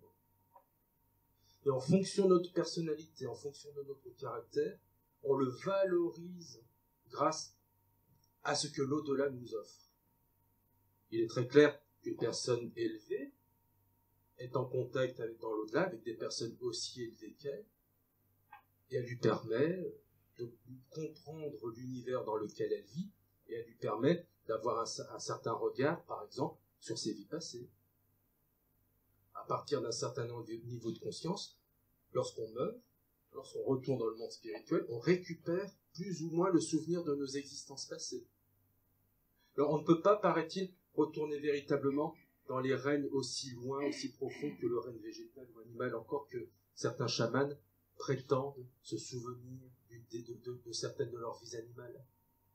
Et pour la plupart d'entre nous, on n'y arrive pas, c'est exactement comme sur Terre, se souvenir de sa prime enfance. On n'a pas cette mémoire. Et puis, en fonction de l'endroit où on vit, en fonction de notre champ de conscience, on vit dans l'au-delà, on vit un au-delà qui correspond à notre nature. Par exemple,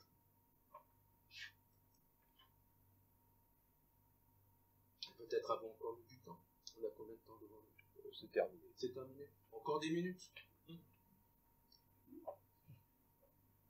Quelle est selon vous, alors c'est une question qui en général n'est pas comprise par le public. Alors je vais vous donner un indice pour que vous puissiez la comprendre et répondre. Quelles sont les différences fondamentales selon vous entre l'état de l'âme lorsqu'elle est incarnée en chair, dans un corps, et l'état de l'âme lorsqu'elle est désincarnée, lorsqu'elle vit dans son monde spirituel? Je vous donne un indice. Le rapport à l'espace-temps est très différent. Alors dites-moi, quelles sont les différences fondamentales? Dites-moi. Quelles contraintes? Oui, très bien. Soyez plus précis. Expliquez-moi. Expliquez-nous ce que vous entendez par le rétrécissement.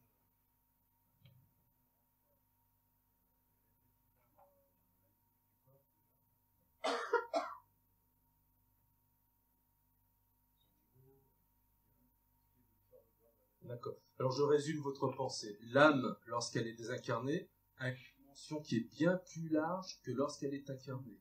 Lorsqu'elle est incarnée dans le corps, elle peut avoir le sentiment qu'elle est rétrécie, non pas seulement physiquement, mais moralement, intellectuellement par d'autres aspects. D'accord. Soyons plus précis. Donnons des exemples par rapport à ce rétrécissement. Oui.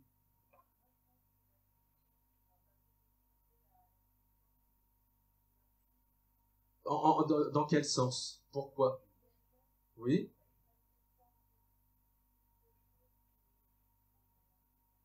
Je crois que c'est vrai. Mais ça mériterait, à mon sens, d'être un peu plus précis. Je n'ai pas mal.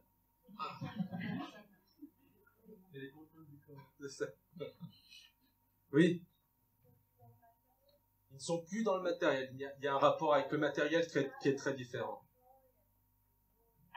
On suit une bonne piste. Dites-moi. La relation au temps est très différente. C'est vrai.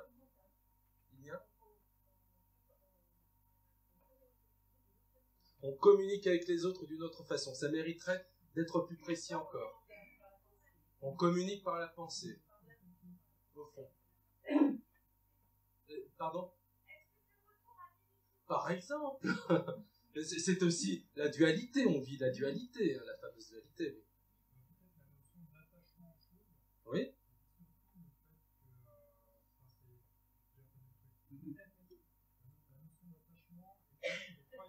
Et les croyances, éventuellement.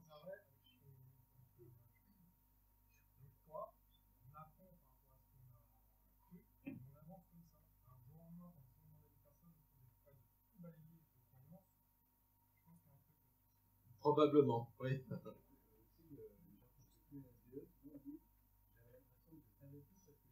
C'est l'omniscience. Ça, c'est précis. C'est un terme que j'attends. L'omniscience. Y a-t-il encore quelques idées ? Oui. Oui. Oui. Lorsque l'âme est dans le corps, elle fait ses expériences. Lorsqu'elle se désincarne, elle fait le bilan de ce que la vie lui a permis d'engendrer comme expérience. Oui. Autre chose encore ? Est-ce que fondamentalement, elle est différente ? Fondamentalement, elle est différente et en même temps. Non, moi je dirais c'est ma vision, qu'elle est pas différente. Elle a des contraintes, mais c'est bien toujours la même. En réalité, à son niveau d'évolution.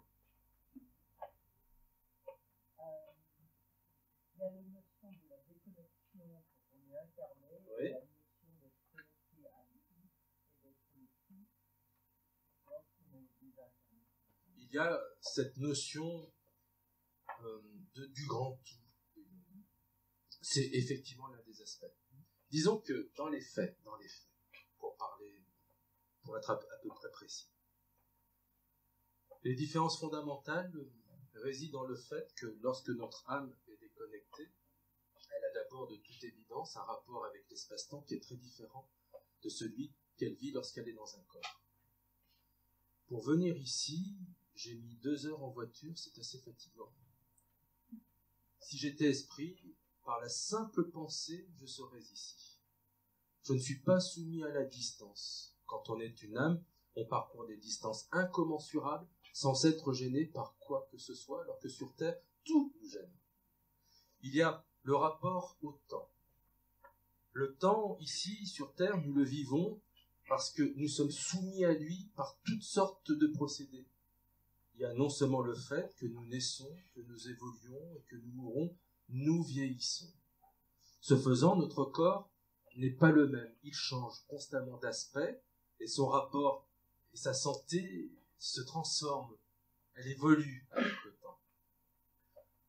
Nous voyons aussi autour de nous les gens que nous aimons, que nous détestons, vivre, naître, mourir et vivre. Le temps est aussi marqué de cette façon-là.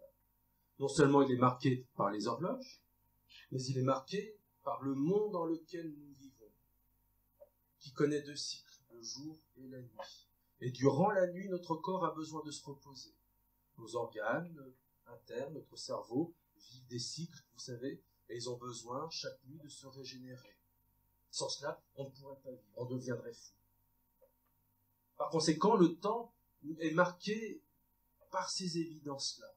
Tandis que de l'autre côté, comme nous n'avons plus de corps physique, de corps matériel, nous avons un corps, mais plus le même, nous n'avons pas d'organes, nous ne sommes plus soumis au cycle.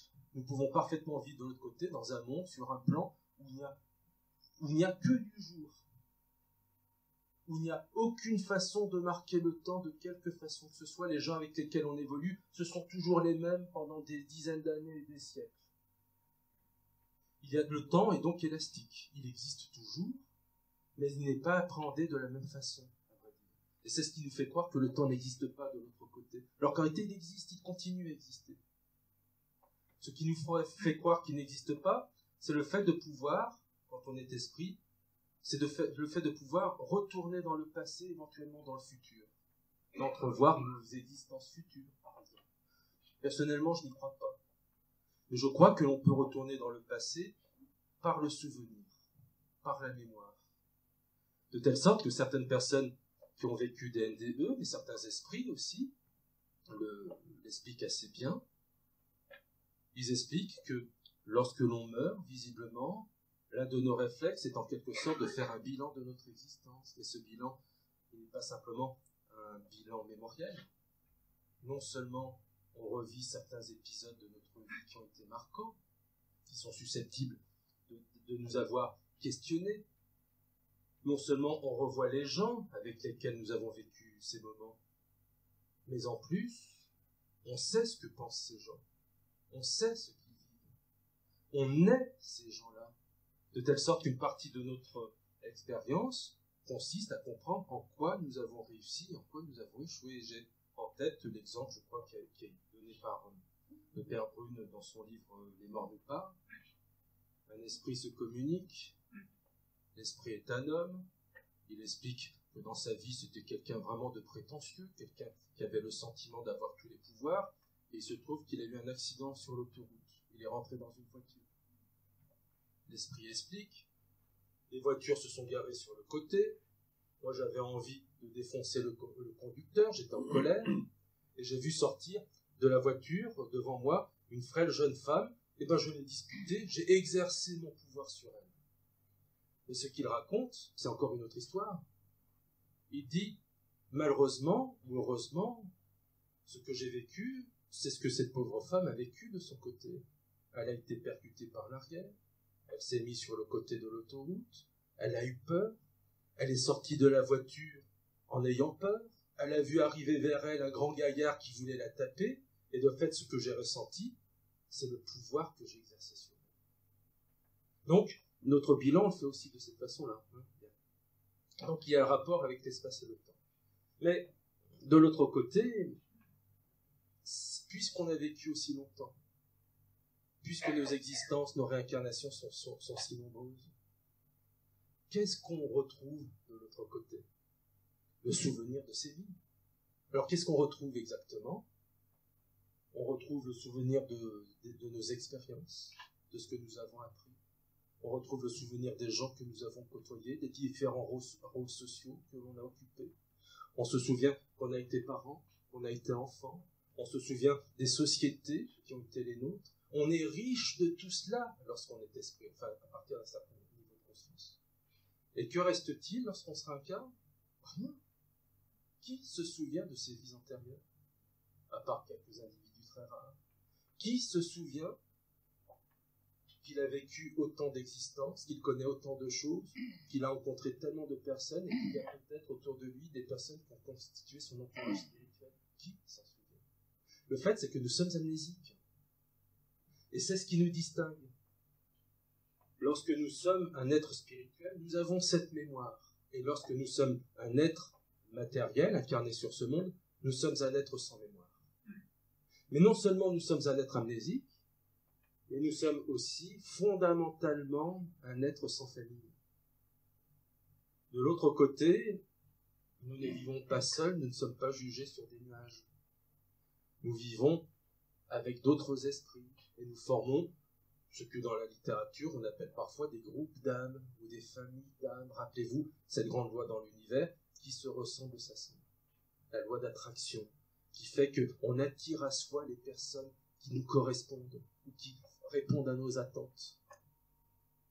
De telle sorte que, de l'autre côté, on vit sur des plans, sur un plan, une dimension, dans un monde, une vibration, où vivent d'autres êtres qui nous ressemblent et qui nous correspondent. De telle sorte que, si sur Terre nous sommes obligés de supporter nos voisins, alors que nos voisins n'ont pas forcément les mêmes intérêts et les mêmes niveaux de conscience que nous, si on est obligé de les supporter, de l'autre côté, vivant entre gens qui se ressemblent, on a la possibilité de ne pas fréquenter des gens qui ne correspondent pas à ce que nous sommes. Nous sommes donc séparés, mis à l'abri de contraintes, de pensées, de sentiments qui pourraient éventuellement nous perturber. Tandis que sur Terre, bien malheureusement, parfois, on est obligé de supporter les gens. Il y a le fait que cette famille-là, on ne la ramène pas forcément avec soi. Et dites-moi, qui parmi vous a le sentiment, depuis très longtemps, d'être seul sur Terre, bien entouré, et qui a le sentiment qu'il existe de quelque part des gens, une famille qui les attend. Est-ce que parmi vous, des gens vivent cela? Et oui. Ça passe bien, ouais. Un rapport de sympathie s'établit. Il y a donc, chez un certain nombre d'individus, je suis sûr qu'il y en a d'autres, vous n'osez pas lever la main, mais je suis sûr qu'il y en a d'autres, qui ont ce sentiment, bien qu'entourés, qu'ils sont tout seuls sur Terre, et qu'il existe ailleurs, dans une autre dimension, des membres d'une famille qu'ils espèrent rejoindre. Cela vient du fait que cette amnésie nous oblige aussi à oublier cela. Et parce qu'il y a des intérêts, c'est très simple, à votre avis, pourquoi sommes-nous amnésiques? Quel est l'intérêt principal d'être amnésique sur Terre? Qu'est-ce que ça permet à notre âme de vivre? Oui. De quelle façon? Soyez plus précis, je suis quelqu'un de très exigeant.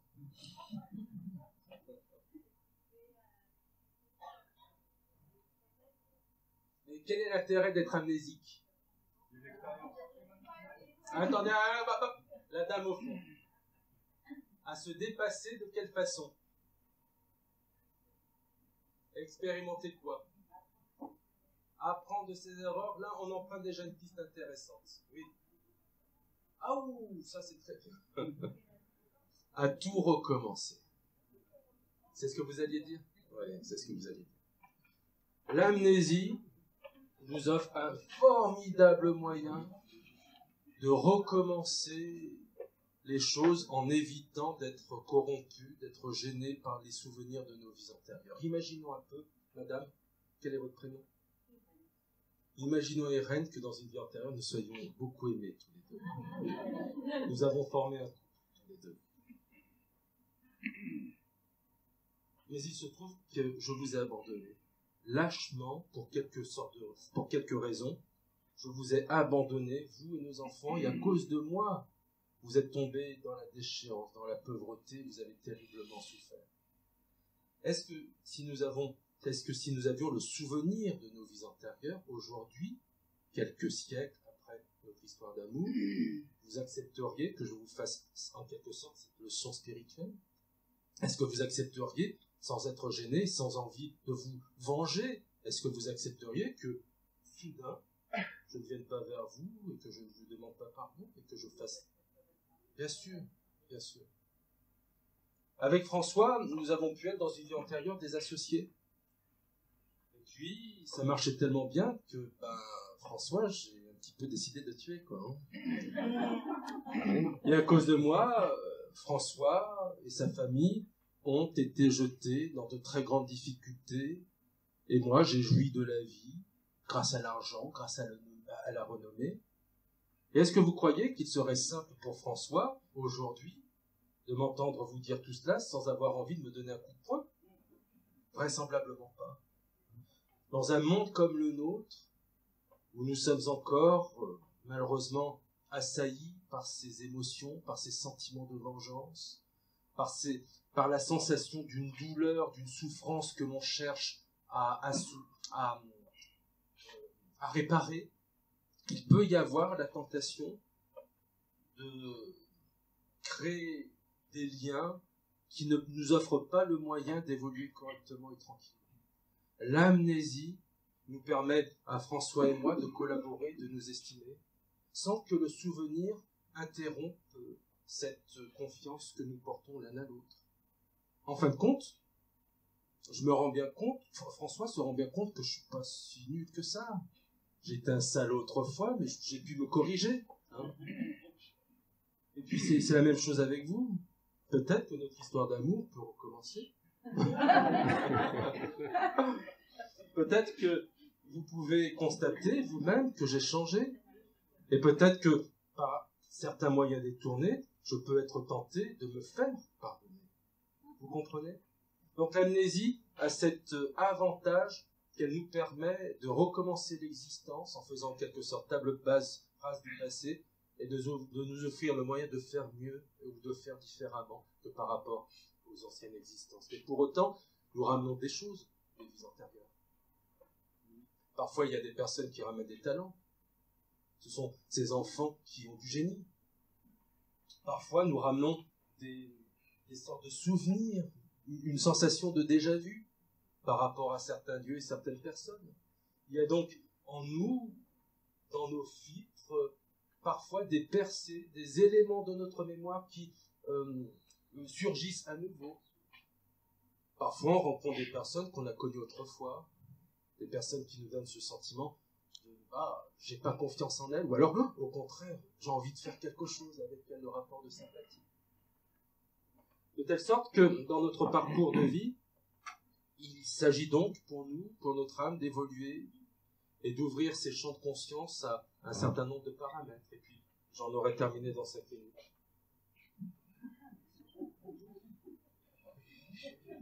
Vous étiez prévenus. Ce qui m'intéresse aujourd'hui, c'est de vous expliquer quelque chose qui est très peu connu. Ce sont les cycles d'apprentissage. Il est vraiment même vraisemblable que vous n'en ayez jamais entendu parler. C'est nouveau, ça vient de sortir. Il existe une loi, un principe que le spiritisme a bien montré. Il s'agit de la loi de cause à effet. La loi de cause à effet dit ceci. Une réaction en entraîne une autre. Et lorsque l'âme a accompli quelque chose qu'elle considère comme étant mal, elle tente de corriger en accomplissant quelque chose qu'elle considère comme étant mieux. Alors je ne crois pas au bien ou au mal, c'est vraiment pour que vous compreniez. Je ne crois pas au bien et au mal. Je crois simplement aux expériences. Mais pour autant, l'idée c'est que lorsqu'on a été bourreau dans une vie antérieure, pour permettre à notre âme de comprendre à quel point elle a fait du mal et pour lui permettre de ne plus en accomplir, l'idée c'est que cette âme deviendra victime dans la vie suivante. Mais ne trouvez-vous pas qu'il y a quelque chose de gênant dans ce principe-là? À votre avis, qu'est-ce qui est gênant dans ce principe-là? Dans la vie, ça ne se passe pas comme ça. Dans la vie, ça ne se passe pas comme ça. Lorsqu'on a des enfants, et que les enfants font des bêtises, est-ce qu'on va les battre parce qu'ils ont commis une bêtise? On va d'abord leur expliquer. On va d'abord leur faire prendre conscience dans quelle mesure, selon notre point de vue, ils ont commis une bêtise. On va les éduquer. Et si l'enfant persiste, malgré nos explications, alors là, éventuellement, on peut tenter de le punir. La loi de cause à effet peut s'appliquer. Mais ce qui se passe la plupart du temps, et c'est ce que l'au-delà nous explique, assez bien d'ailleurs, au travers de mots détournés, c'est que la façon dont on s'éduque, la façon dont les esprits nous éduquent, ça repose sur l'amour, le respect et le temps. Le temps. De telle sorte que, faisons un autre dessin.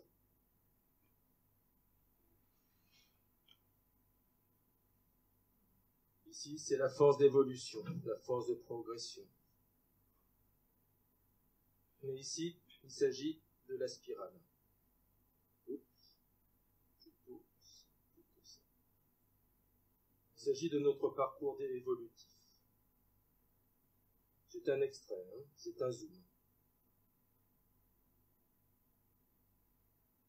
Notre âme a pris du temps et elle a évolué en subissant, en acceptant de subir le principe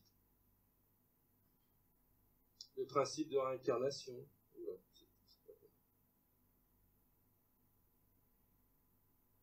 Voilà, ce sont les cycles de réincarnation. La loi de cause à effet voudrait nous faire croire que d'une existence à l'autre, on peut être amené à faire le contraire. De bourreau, on devient une victime. Et pour les raisons que je vous ai citées, ce n'est pas possible. Parce que ça rentre en contradiction avec ces aspects de la vie spirituelle qui réclament du temps pour évoluer, et parce que les esprits de l'autre côté le font avec amour et avec respect. De telle sorte que l'évolution, en réalité, se fait par cycle. Imaginez un peu que vous passez votre bac. et vous avez envie de faire des études supérieures et vous avez envie d'être médecin. Et pour devenir médecin, il faut quelques années, il faut disons 9 années, 9 ans. Pour beaucoup d'élèves ignorent ce qui va se passer durant ces 9 ans. Ils ont l'idée qu'ils vont apprendre, mais apprendre quoi? Apprendre comment? On ne le sait pas. De telle sorte que l'évolution de l'âme peut éventuellement apparaître comme ceci. Après un cycle d'évolution, nous avons ici besoin, nous comprenons que notre âme a besoin de se diriger vers une expérience, vers un champ d'expérience. À votre avis, pour être médecin, que faut-il fondamentalement? Quelle qualité faut-il pour une âme par rapport à un maçon, par exemple? La mémoire? Par exemple. Et disons qu'un maçon, l'empathie.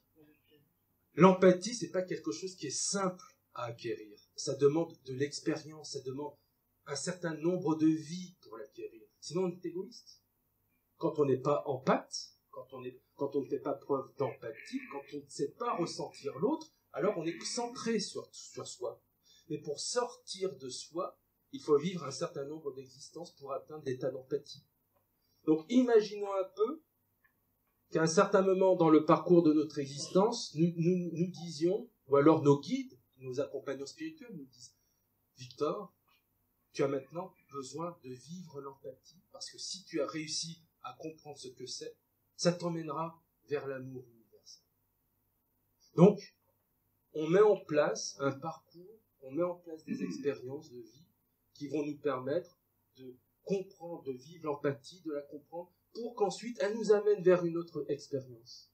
Et les cycles d'apprentissage, eh bien, ce sont ces vies qui se succèdent et qui nous servent momentanément à vivre une expérience afin d'acquérir une qualité, d'ouvrir notre champ de conscience. Et ce champ de conscience va pouvoir ensuite nous permettre de continuer à mener d'autres expériences qui elles-mêmes forment des cycles d'apprentissage. De telle sorte que les cycles d'apprentissage sont liés entre eux.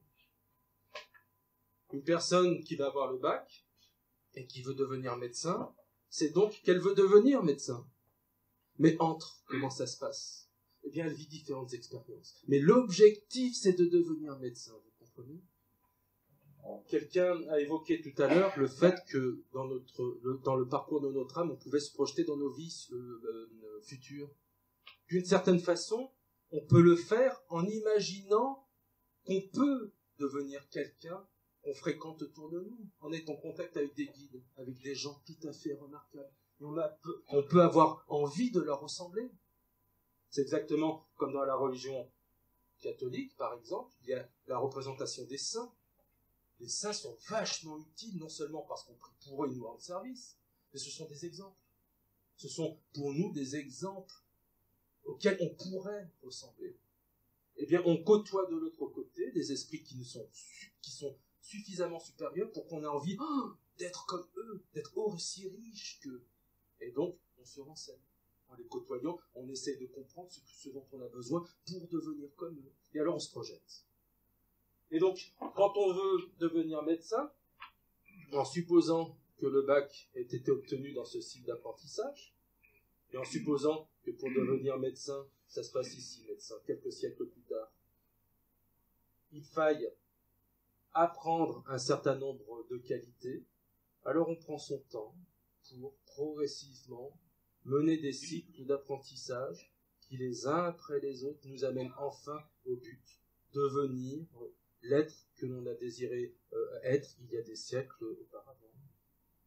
Et on peut tout à fait supposer, on peut tout à fait comprendre aussi qu'à mesure qu'on s'élève, on a de multiples projections. On est capable de se projeter dans de multiples directions. Parce que quand on est médecin, on ne fait pas que ça. On est aussi un homme, on est aussi un père, on peut avoir des passions. On peut aussi avoir envie de se développer personnellement. Et donc on peut aussi penser, estimer que l'un des objectifs à atteindre, c'est une autre qualité, une autre conscience qui sera acquise plus tard. Donc, en termes de projection, en termes de ramification, il peut y avoir ce genre de choses, vous voyez. Les cycles d'apprentissage ont des liens entre eux, de telle sorte que, imaginez un peu que cette pyramide, que je dessine comme ça sur un plan 2D, je la pose à plat. L'axe, en fait, c'est un point, et tout autour, il y a la spirale. Je vais vous la dessiner. Rien de vous un dessin, n'est-ce pas?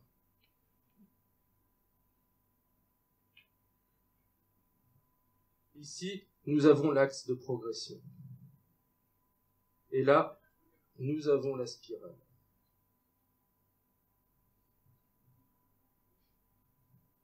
Nous avons la spirale qui se développe et qui atteint ici la perfection.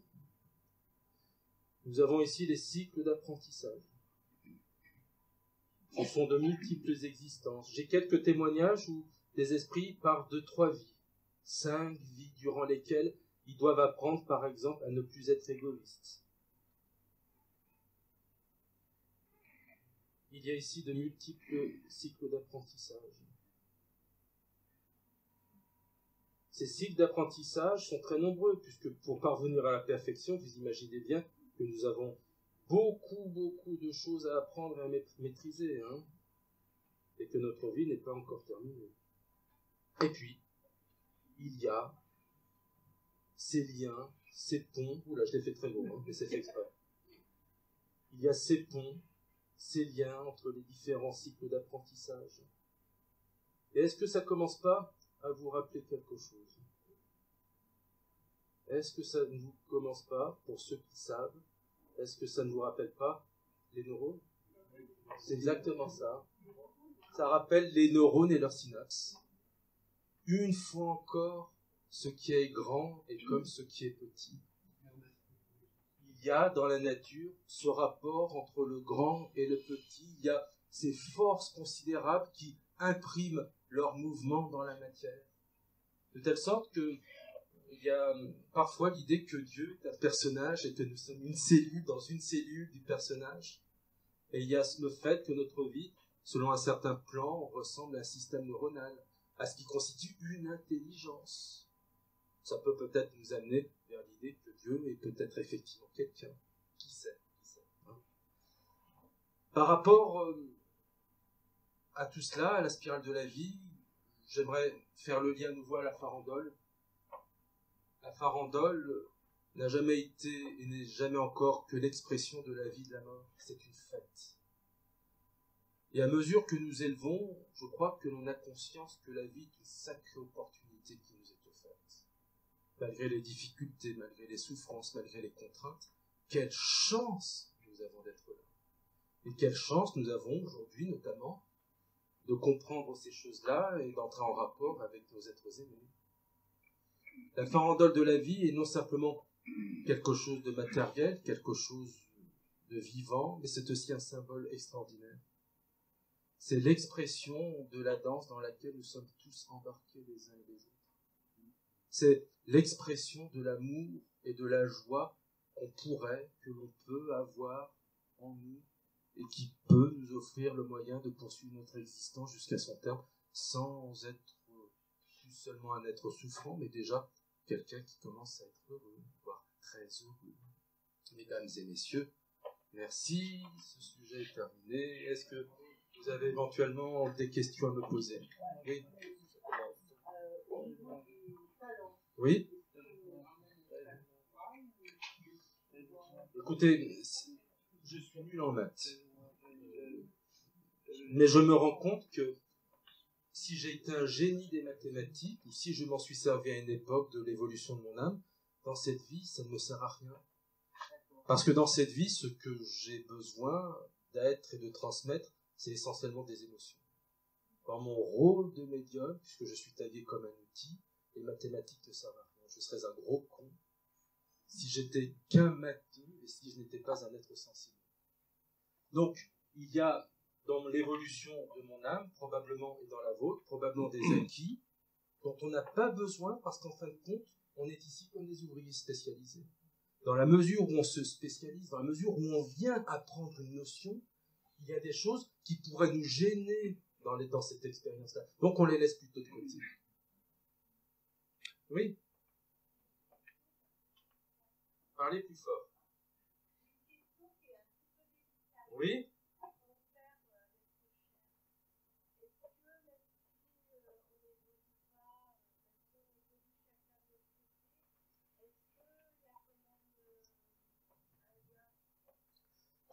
D'abord, il y a un objectif commun, c'est la purification. C'est le fait de vouloir se perfectionner et de rejoindre Dieu. C'est représenté dans la pyramide par le fait qu'elle se dessine de cette façon-là, avec un sommet en haut. Mais la pyramide, je pourrais aussi vous représenter une double pyramide, comme l'ADN. Et ce serait alors une pyramide. Une spirale, je pourrais vous représenter deux spirales, un peu comme l'ADN. Il y a cette spirale qui monte, qui part de notre corps imperfectionné jusqu'à un corps perfectionné, jusqu'à une âme perfectionnée, en son intelligence. Mais on peut aussi dessiner une spirale qui évoque la conscience et les émotions. Lorsque l'on est, on n'a aucune conscience ni émotion. Donc, la spirale débute en bas par sa plus petite extrémité. Et à mesure que notre âme évolue, le champ de conscience s'étend jusqu'à devenir infini. Il y a donc une double spirale en réalité dans notre évolution. Mais bien, on conserve des liens et on peut même se retrouver en fonction des besoins que notre âme éprouve pour évoluer. Et il y a parfois, dans nos expériences de vie, la conscience qu'on a commis des erreurs qu'on peut être capable désormais de corriger. Il y a donc par exemple des couples qui se sont formés il y a des siècles, qui n'ont pas réussi, mais qui avaient pourtant un point commun. Il leur a fallu simplement, après s'être séparés pendant des siècles, de travailler ce point commun pour ensuite se rejoindre à nouveau et former un nouveau couple. Et cela donne par exemple ce que l'on nomme les âmes sœurs. Le concept d'âme sœur est extrêmement intéressant à étudier. Ce n'est pas les petites amourettes, hein. Il y a un nombre de gens qui croient que leur âme sœur et leur conjoint, ils finissent par considérer que c'est pas possible, qu'ils sont très différents, etc. Mais le concept d'âme sœur, c'est une sorte de mariage qui se déroule dans l'au-delà, et notre mariage sur Terre n'en est qu'en quelque sorte qu'une représentation symbolique. Il semble bien que de l'autre côté, à un certain moment de notre parcours, on considère qu'on a besoin de continuer à évoluer avec une ou plusieurs autres personnes avec lesquelles nous établissons un lien physique et un lien d'amour, de telle sorte que chacun évoluant, chacun tire profit de l'expérience de l'autre. C'est ça le concept d'âme sœur. Et il y a des âmes sœurs qui font des groupes. Et il y a des familles d'âmes sœurs. Oui, une dernière question peut-être.